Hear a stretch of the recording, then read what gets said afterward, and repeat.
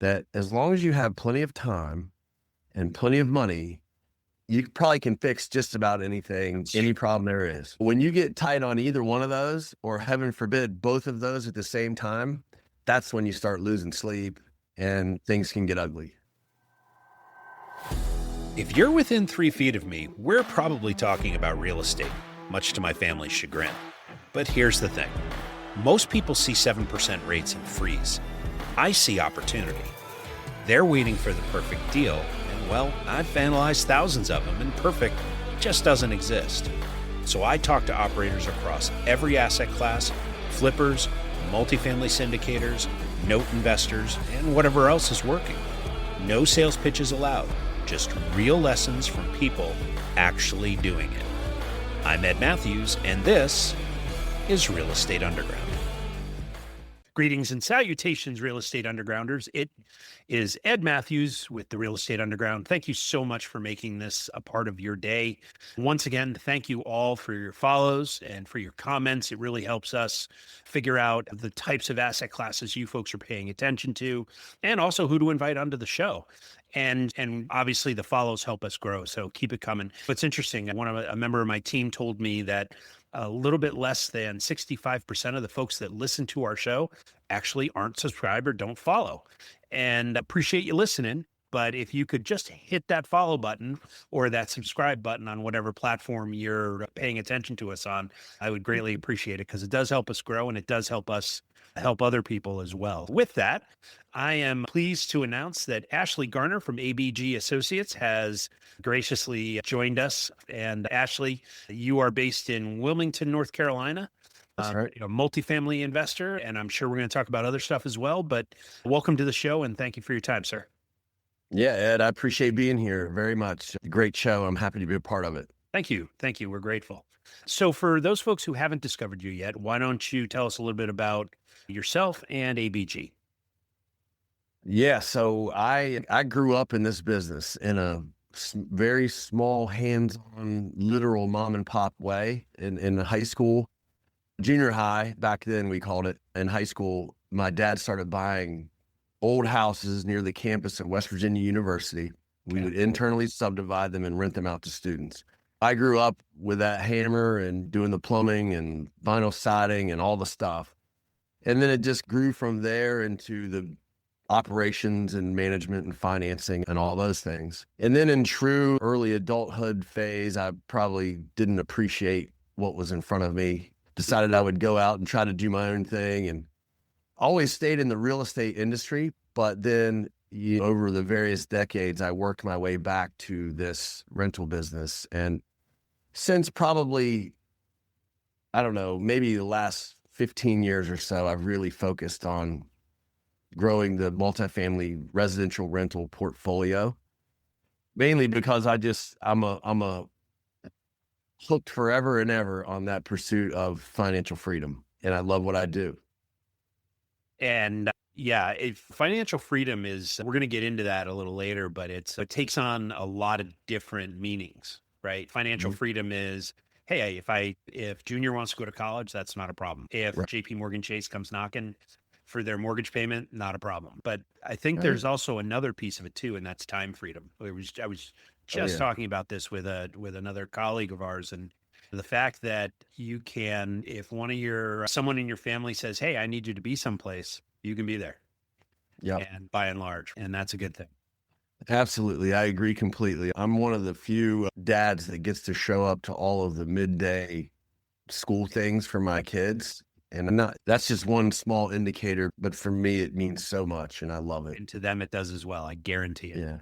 Yeah. To be able to see the look on one of my kids. So I have two daughters who are now 22 and 18, and soon to be 23. And the idea of my oldest standing on a swim platform and turning around and seeing us and seeing that smile, even though I knew she had no shot of winning that race, but that's not what she was there for. That's right. And that was worth it every time. Yeah. Amen. Amen. Yeah. So let's talk about the business. So multifamily is the focus, right? Yeah. And so let's talk about your buy box. Where do you like to buy, and what do you like to buy? I like to buy in the state of North Carolina, Okay. and I have. It doesn't mean we don't look Virginia and South Carolina, but Yeah. my idea there is I know the state from end to end, and the things that the criteria someone would use to decide whether a market was good for investing or not. There are so many markets in North Carolina that check all of those boxes. Sure are. And for that reason, there are more than enough opportunities for us to underwrite properties that are available that we really don't need to go to any other state. Plus, when we raise money, not everybody that we raise money from lives in North Carolina, but they all know about North Carolina and are happy to invest their money here. Yeah, they want access to the market for sure, and if you can be that conduit. Yeah, that's right. Yeah. Yeah. So for And those reasons, that's our box. Yeah. yeah, up until about 12 months ago, North Carolina was where I was hunting. And the fact is that there's 5 or 6 cities and metro area MSAs and submarkets that are outstanding investments. But I am curious about North Carolina in particular had a massive wave of development. And so I'm curious how that has affected your market from an absorption perspective, from a overall supply. Yeah. We don't own anything in the real big markets like Charlotte or Raleigh. So we're definitely tertiary or sometimes even smaller. But Yep. but what happens is so to answer your question, what's happened is that rent growth has been flat and that we have had to put into place concessions to keep our occupancy where we want it. Okay. I think that's probably pretty general across a lot of different markets right now, I would say, from what I read. True statement. And I hope that will change coming up soon. Yeah. Tomorrow would be great. Yeah, because the expenses haven't, the rent growth has been flat, but expense growth has not been flat. Yeah. It's gone up. And so where you get squeezed. Now, I will say this is one of those times that I really appreciate the fact that we have conservative underwriting criteria. And before we buy something, we're not betting on we have to raise the rents and we have to get lower interest rates and blah, blah, blah. We're betting on what does it do right now and can we survive if it does that or even dips a little bit? And the answer is yes, then we feel okay in times like this. Right on. That's the only way to do it, because I heard you mention bridge debt. And when you're taking on bridge debt, you better be as conservative as you're talking about. Because there's a whole lot of people out there that are handing keys back because they thought that rents would continue to go up at 7% and expenses would only go up 2.5% to 3%. And nope, right? No, that didn't happen. Yeah, I know that cycle will come back. Sure, and it's okay. Real estate is like that. You just have to make sure that you've got room to weather the cycle, the down cycle, because you know it's coming. It's just a matter of when it's coming. Yep. Yeah. It's as you mentioned, cycle. It is the epitome of a cyclical marketplace, right? And a really inefficient one at that. So when you're looking at properties, tell me a little bit more about the types of properties you're looking to acquire. Value add, B, C. When you're walking into a deal, what talks back to you? Okay, so mainly, in this, I'll have to say that I'm right in the middle of one of those evolutionary periods in my investing life where the answer to that question is changing as we speak. That's good. But up until now, the main criteria has been, did the spreadsheet work or not? So back to that previous comment, if I make the first step of the underwriting and it checks that box, and I'm going to go to the next step. And as long as it keeps working, I'll keep going on the property. But it has to be something that works right now and something that I think I can raise the money for if it's a larger one that we would syndicate. Okay. And the reason it's changing for me is up until now, we've always been looking at probably like B-, C to B- properties because those returns tend to be higher. And so I feel comfort in that. And like, all right, I know that investors will invest in this deal if we can offer them this return. Sure. But when we went to the biggest deal, which was one we most recently purchased in February, I learned a lot of the nuances there that I didn't really know before. And that is like when you get into, and I know that's small potatoes to some people, $21 million to me is like Mount Everest. So when I get into borrowing 20 million bucks, I realize, okay, the lenders see things differently. Yes. They don't love small markets. They don't love 1973 vintage. Right. They don't love Federal Pacific electric panels. And then the investors, the family office, ultra high net worth folks, they don't like that stuff either. And so I'm realizing, okay, they're willing to accept lower returns for a safer, newer, Yeah, because whatever. all those things you just listed scream risk to that type of investor. And so that for me, I'm saying, wow. So I can, because quite frankly, the C and B minus properties are it's a lot of management like work. Like we work hard to manage these things, even though we have third party managers for everything, but there's just always a grind on something. Sure. And we absorb that. That's the value that we bring. So the investors they feel comfortable that they know I'll never quit and never give up and I'll figure it out. So they're paying us for that. But at the same time, we're learning that, hey, maybe we can there's a path of lesser resistance if we go to certain different asset classes. Yep. So tell me about that. So when you say go to different asset classes, what does that look like? It would still be in the multifamily because I love that. However, I am feeling pulled into learning more about industrial, like small bay industrial, things like that. I'm learning, and it's basically the same business, right? It's just probably less things to break. Correct. And fewer be easy to manage human beings to deal with as well. So that's interesting. But what I mean is that we're looking at larger markets, where the prices tend to be higher and where the returns tend to be lower. But again, the financing is cheaper. The investors, there seem to be more investors that are more willing to look at things like that. So again, you may have this go up and this go down and it like nets even. And we're just here to make money and make passive income and not create some monster that we've got to work ourselves to death to feed. Right on. Yeah. I mean, it's take what the market gives, right? And in a lot of cases, multifamily doesn't pencil right now, and that's okay. So I was smiling when you were talking about flex industrial, because that is exactly where we've been looking as well.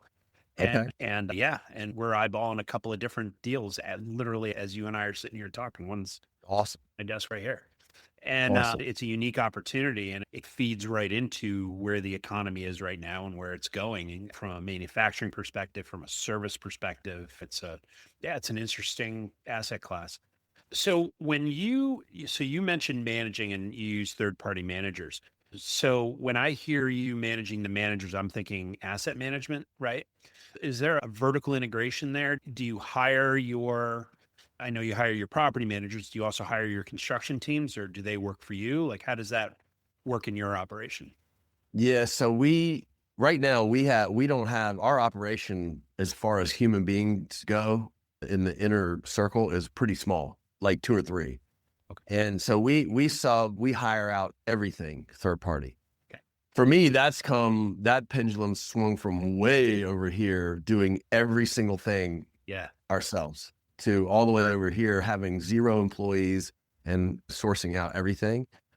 The property management was when I got rid of my property management company wing was one of the happier days of my life. That wasn't my cup of tea of a business. I am a full 2 inches shorter because of our property management company.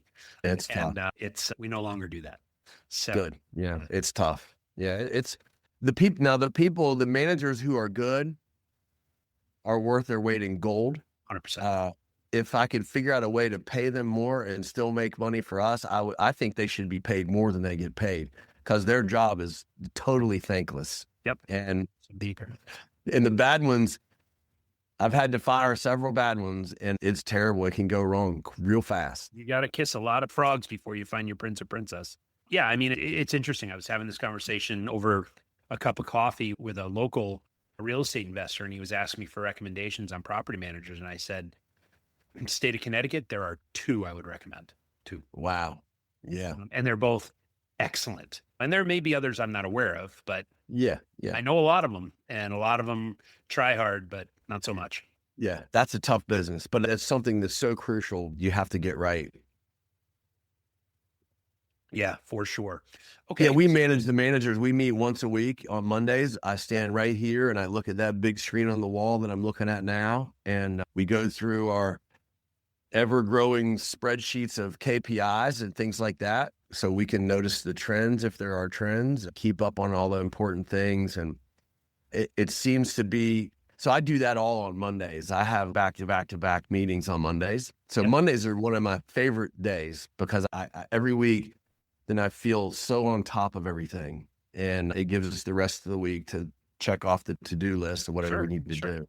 Okay. Yeah. So when you mention KPIs, what are those key performance indicators for those of us out there that aren't acronym based?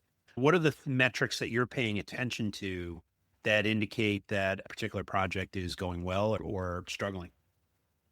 Yeah, we look at, I think the first column is the occupancy column.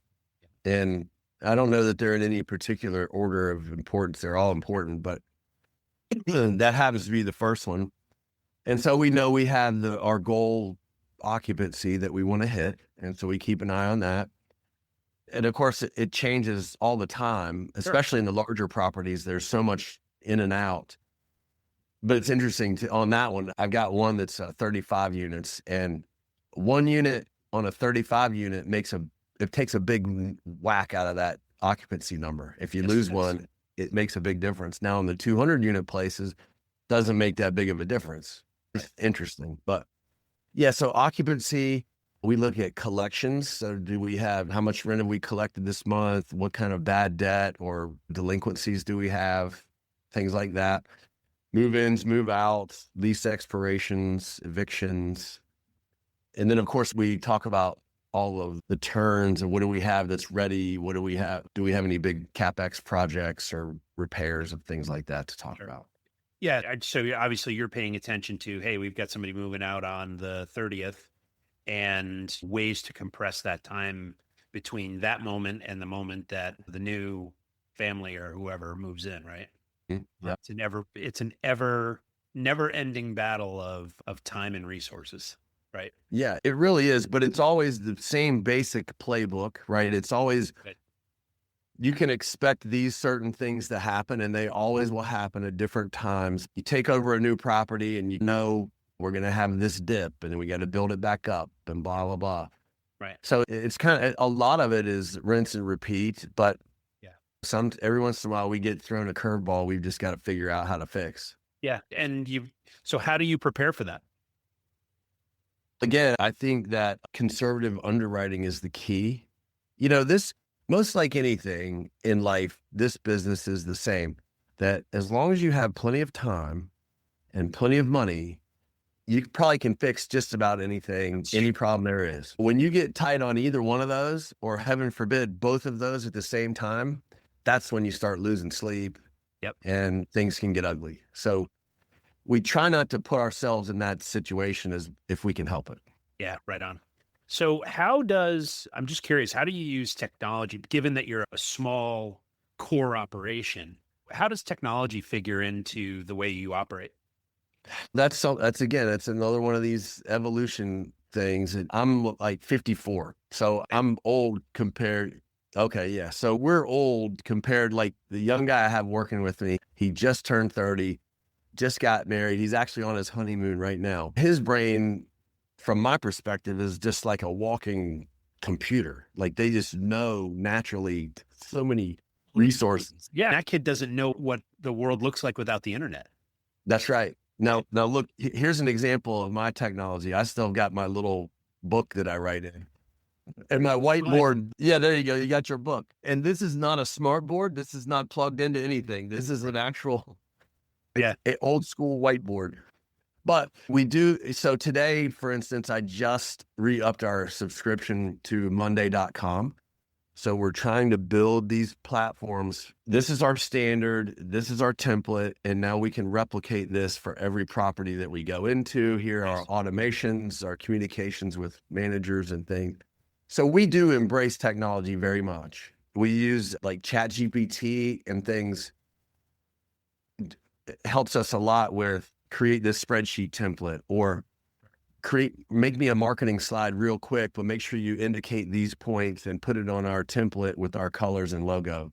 Right. So things like their productivity aids, they allow us to do things more quickly. And then really a lot of where I use it is right here with this camera, because I only own one property that's here in my town that I live in. Everything else is a couple, 2-3 hours drive away. So I'm on this all the time talking to people about those properties. Yeah, absolutely. It's COVID. One of the good things that came out of COVID is this. The ability, video conferencing has been around for years, but the idea of two human beings being able to connect, have a conversation, and actually get stuff done. Yes. This isn't just the slideware and us talking about theory. This is us getting stuff done, right? And that's right. Yeah, our back office is in the Philippines, 8,000 miles away. There you go. Yeah, same thing. Yep. Marketing is in India. Another technology piece we use is we happen to use Cashflow Portal.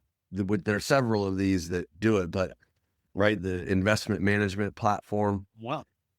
Yeah. So we use that. I'm in that all the time, and it allows our investors they ACH money back and forth. They sign documents electronically. They can log in and see their portfolio, what it's worth, everything. And so that's huge. We use that a lot, and that's definitely technology. Yeah, without a doubt. I'm interested in the artificial intelligence piece and how, because being a former techie, right? It's a force multiplier, right? It allows teeny tiny operations like mine and yours to operate at a very high level with not a lot of hands and feet running on that wheel and pushing. Right. So I'm just interested how people operate. So with that, let's get into the final five and do the lightning round real quick, and then we'll land this plane. All right. So I'm always curious about leaders like yourself who, have done very well, and the bills are paid, the mortgage is handled, the car payments, if they even exist, are fine. Kids' college is good to go. But nevertheless, they get out of bed on Monday morning and they go to work and they're fired up to do it. And so I view that as purpose. And so I'm curious what that means to you. What gets you out of bed on Mondays? Stay with us. We'll be right back. A motivated seller just filled out your web form. If you call back within 5 minutes, you're nearly 4 times more likely to get that seller appointment. But delay your follow-up by even just 10 minutes? Forget it. You're toast. Ella Vista Connect calls that lead back in 60 seconds, qualifies them, and schedules your meeting. Find out how much slow follow-up is costing you. Free calculator at ellavista.com/underground.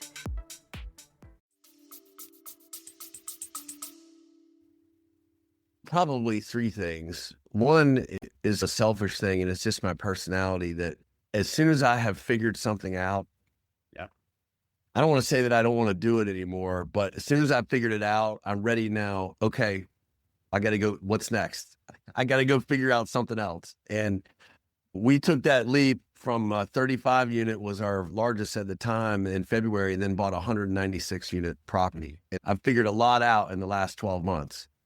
And I can already tell as this one nears wrapping up that I'm already looking, man, what are we going to do next? So what's 250 look like? Yeah, exactly. What's 250, 400, who knows? But that's part of it, is that I just have that desire to always be figuring something out.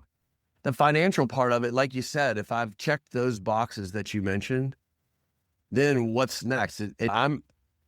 I'm not the kind of guy that's like take a selfie in front of a private jet and post it. Like that doesn't do it for me, which is fine if it is, but it's just not me. Like, so I say, now I look not only okay to pay for the kids' college, but what about their kids and their kids? I'm dead and gone. And then can this live on and change other people's lives? Yeah. That's a big part of it. And then I can already tell, just like you, once you gain that knowledge, you want to share it with other people so that they can change their life also. Right on. Absolutely. Yeah, we've been, and we're going to talk about that next. I personally have been blessed with mentors who wanted nothing from me other than to see me succeed. And the way that I pay them back, sometimes it was breakfast or a cup of coffee, but that's about as far as it got. And the way I pay them back is by doing stuff like this. You help other people get where they want to go. And that's so right. I'm curious about the mentors you've had, and more specifically, what's the best advice you ever got and who gave it to you? Oh boy, you prepped me for this one, and I still am not ready for it. Okay. But I'd say the one biggest, like, I love mentors, and I will put myself in position to be mentored anytime. I've paid for it. Yeah. I've joined masterminds and club, all the stuff. I was blessed that I could work with my dad, office down the hall for decades. And that was huge to me. And we didn't go many days without having a little battle. Just two strong-willed people, Sure. but we always came back and worked well together. And what was the advice, the best advice? Goodness, I don't know. I have so many, like, no sage quote to think of. I remember one of his was, but really, I'll tell you the one that he always harped on, because he was a banker, and that cash is king, and that you can have a business that you can make all the profit in the world, but if you don't have enough cash to pay the light bill or pay the payroll, you're out of business. Doesn't matter what your income statement looks like if you don't have any cash. So Nice. So along those, or the opposite end of that, is I fundamentally believe that we learned a lot from our mistakes, right? And so professionally speaking, I'm curious about a decision that you look back on and go, man, I would love to have had that one back. And how'd you handle it? yeah, I think I've already alluded to this, like when you run out of time and money, or you run out of money or cash, and then my dad's advice about cash is king. The times that I have made the biggest mistakes that I've had to fix are when we were undercapitalized. And we've had properties that on the income statement were fabulous. All the operations were great, but for whatever reason, whether it was the debt or whatever, Sure. there was no cash. There wasn't enough cash available to do what needs to be done. So then you're just always behind the eight ball, and it's a stressful existence. It's no fun. And you're just right on the edge of disaster at all times. Yeah. But really, the answer is, if you need to raise 10 million bucks, then you probably should just go ahead and raise 11 or whatever it is. Raise more than you need. You can always give it back, Right. but don't go in if you need 10 and only have 9, you're in trouble. Yes. Dead in the water before you even get in there. Yeah. Yeah, I hear you. Okay. So I'm also interested in how leaders like yourself continue to learn. And so I'm interested in the book, whether it's virtual or physical, on your nightstand, and what authors or creators or other influencers are you paying attention to? I love to read, and a lot of the books that I read are real estate specific or business or personal development specific. Think and Grow Rich is one of my favorites. It just gets my head in the right spot. Yeah. A lot of what I do is raising money. And so I'm constantly having to fight that inner battle of, oh, I don't want to call Ed and ask him for 100 grand. And I have to, like, go through that whole evolution of thought. All right, you're not asking Ed for 100 grand. You owe it to Ed to offer him this opportunity, Right, because it's so good. Yeah. Yeah, so I go through that, and books like that help me get my head right. Yep.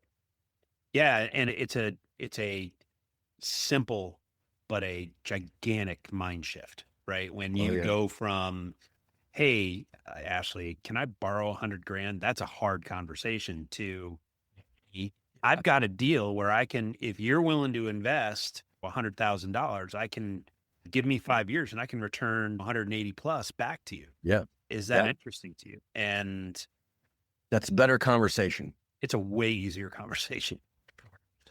Yep. So as you go through life, I think the definition of this word changes often, but where you are in your life, I'm curious how you define success. I think it's pretty simple, and it may be cliche, but if it is, it's for a good reason. And it's just that I can, I don't want it to sound in the selfish way, but I want to be able to do what I want to do when I want to do it. And it's not like just so I can go, like, ski in the Swiss Alps by myself. It's, can I be with my family? Can I provide my family these opportunities? Can I do these? Can I stay connected with my lifelong friends because I can afford to take this trip or take the time off of work? My biggest fear is to say, I can't, and I'm sorry, I can't come see you because I have to work or because I don't have enough money. So that's a big one for me. But again, then once you check, theoretically, you check that box and you work hard to keep that box checked. Now, the older, the gray hair creeps in and I'm starting to think about what's next after me. And so I know that chapter is coming for me and I'm excited about it. Awesome. Awesome. Ashley, I've enjoyed this conversation. You've built one hell of a business. Congratulations. Thank you. When you are not talking about real estate, what do you like to do for fun? Ooh, I like to play golf. I like to fish. I like to exercise as much as possible, and travel. Okay. And Yeah. if folks want to learn more about you or ABG and Associates, what's the best way to do that? I think the easiest way is just to go to our website, which is abgmultifamily.com. And from there, you can get over, we're active on LinkedIn, YouTube, Instagram, but you can find it all from the website, abgmultifamily.com. Yeah. And if memory serves, you have a deal coming up. And I was curious, is that something that I can get information on from your website? Absolutely. That's actually, it's called Bryn Mawr Village, and it's an apartment complex in Jacksonville, North Carolina. And yes, that is an active capital raise we have going on. We have a target goal of 6 million, and we have 1.5 million to go.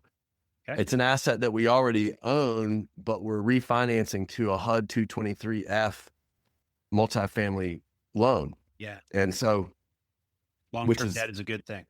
Yeah, we can have another episode about that. But once we get that, it's as close to cruise control as you can get. Excellent. So we're pretty excited. Yeah. And all that information is on your website as well, I assume. You can get right. In fact, there's even a link that you can click and go right to the investor portal, and you can become an investor within minutes if you so choose. Good to know. Ashley, thank you so much. I appreciate your time and all your wisdom. Thank you. Yeah, I appreciate the opportunity. Thanks, Ed. This has been the Real Estate Underground. Don't forget to subscribe. It helps us grow. Until next time, Undergrounders, remember your real estate journey begins with a simple step forward. Now get to it. Bye for now.